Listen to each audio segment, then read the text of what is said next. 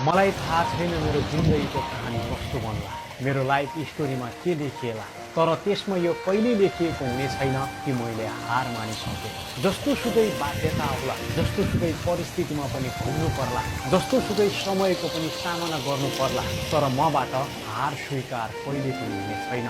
मैले दुःख कस्तो हुन्छ नजिकैको आँखाबाट निहालेर हेरेको छु। परिश्रम कस्तोलाई भन्छ, मेहनत कस्तोलाई भन्छ, हार्ड हो के हो, डेडिकेसन कसरी हुन्छ, यो सबै कुरालाई मैले नजिकबाट निहालेको छु। त्यसैले म हरेक परिस्थितिको, हरेक बाध्यता, हरेक अप्ठ्यारो, हरेक बाधा अडचनलाई सामना गर्ने साहस बोकेर अगाडि बढिरहेको छु। मैले जति सङ्घर्ष गर्छु, मैले जति दुःख गर्छु, जति पीडा भोग्नु परे पनि मेरो जिन्दगीको कहानीमा यो कहिले देखिने छैन कि मैले हार मानिसकेँ। मेरो दुई बोध साहस सलिनेसम्म पनि गरिरहनेछु अनि लडिरहनेछु, कोसिस गरिरहनेछु। मेरो तर्फबाट दिन मिल्ने र गर्न मिल्ने हरेक कुरालाई 100मा 100 दिएर अगाडि बढ्ने कोसिस गर्नेछु। मैले सङ्घर्षलाई निहालेर हेरेको छु, पीडा कति हुन्छ सहन पनि सिकेको छु। त्यसैले मबाट हार स्वीकार कहिले पनि हुने छैन। यस्तै मोटिभेसन पावरफुल भिडियोको लागि मेरो युट्युब च्यानल G_Inspire प्रोफाइलको नि भिडियो लिङ्क राखेको छु, एकपटक भिजिट गर्नुहोला।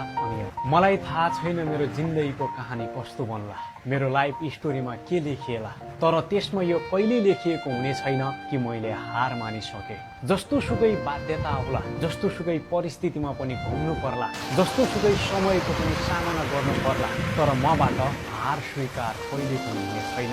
मैले दुःख कस्तो हुन्छ नजिकैको आँखाबाट निहालेर हेरेको छु। परिश्रम कस्तोलाई भन्छ, मेहनत कस्तोलाई भन्छ, हार्ड हो के हो, डेडिकेसन कसरी हुन्छ, यो सबै कुरालाई मैले नजिकबाट निहालेको छु। त्यसैले म हरेक परिस्थितिको, हरेक बाध्यता, हरेक अप्ठ्यारो, हरेक बाधा अडचनलाई सामना गर्ने साहस बोकेर अगाडि बढिरहेको छु। मैले जति सङ्घर्ष गर्छु, मैले जति दुःख गर्छु, जति पीडा भोग्नु परे पनि मेरो जिन्दगी